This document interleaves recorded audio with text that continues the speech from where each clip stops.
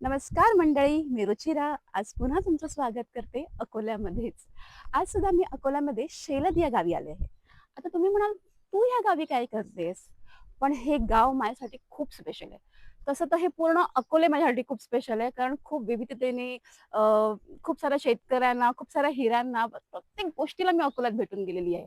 पण आज हे गाव माझ्यासाठी स्पेशल ह्यासाठी आहे, कारण ह्या अकोले गावामध्ये जे शेलद हे गाव आहे, म्हणजे पूर्ण अकोलाच्या बद्दलच तुम्हाला मी सांगते. ह्याचा जो इतिहास आहे, तो रक्ताने, शौर्याने नटलेला आहे आणि त्या इतिहासाबद्दलच काहीतरी गोष्ट जी खूप स्पेशल आहे.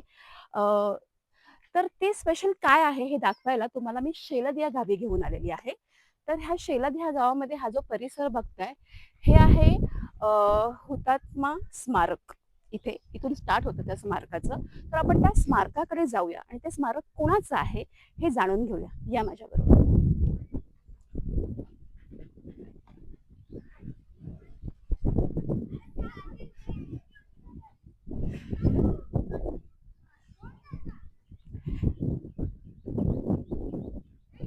आजूबाजूचा परिसर जर तुम्ही बघाल, अत्यंत स्वच्छ, व्यवस्थित असा करून ठेवलेला इकडच्या गावकऱ्यांचं कौतुक. आणि प्लस त्याचबरोबर अ, आपले आमदार किरणजी लहामटे साहेब यांनी ह्या स्मारकाचा विकास करून इथे एक सभागृह बांधून दिलेलं आहे.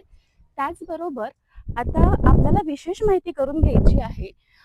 इथे स्मारक कोणाचं आहे आणि त्याचा इतिहास काय आहे, तर आपण थेट त्यांच्या पंतूंकडे जाऊया, ज्यांचं स्मारक हे आहे. सो चला आपण तिथे जाऊया. तर आता मी त्या शेलद गावच्या विशेष व्यक्तिमत्वांना भेटायला आलेली आहे.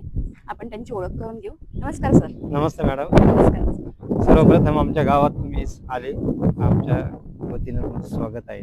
थँक्यू. असं तुमची ओळख करून द्या ना. मी मॅडम बाळासाहेब लक्ष्मण यादव. हं. मी आता सध्या PSC ला जॉब करतो, आरोग्य पर्यवेक्षक म्हणून. ओके. आणि राहायला पण ह्याच गावामध्ये आहे. इथूनच मी जाऊन येऊन करतो. हे माझे वडील आहेत, हं. लक्ष्मण बाबूराव यादव, आणि ही मुलगी आहे कृष्ण माया. अच्छा. बाबा तुमची ओळख तुम्ही स्वतः करून द्या. हां.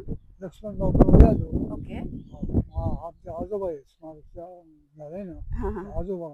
ओके. दीदी तू काय करते? मी सेकंड इयरला आहे आता, इकॉनॉमिक्स मध्ये स्पेशलायझेशन करते. आणि मी असं ऐकलंय की तुमच्या तालुक्यातल्या मुली ह्या स्पेशली खूप हुशार आहेत आणि नेहमी तुमच्या तालुक्याचं नाव असतं शेलदचं. हो आउट ऑफ मार्क्स असतात है ना? हो, विशेष म्हणजे काय माहिती का, हं. गेल्या 3 वर्षापासून आहे ना, हं. शेलद गावाने प्रत्येक वर्षी तालुक्यात प्रथम 12वीतून आलेली मुलगी ही शेलद गावाने दिली. अरे वा. म्हणजे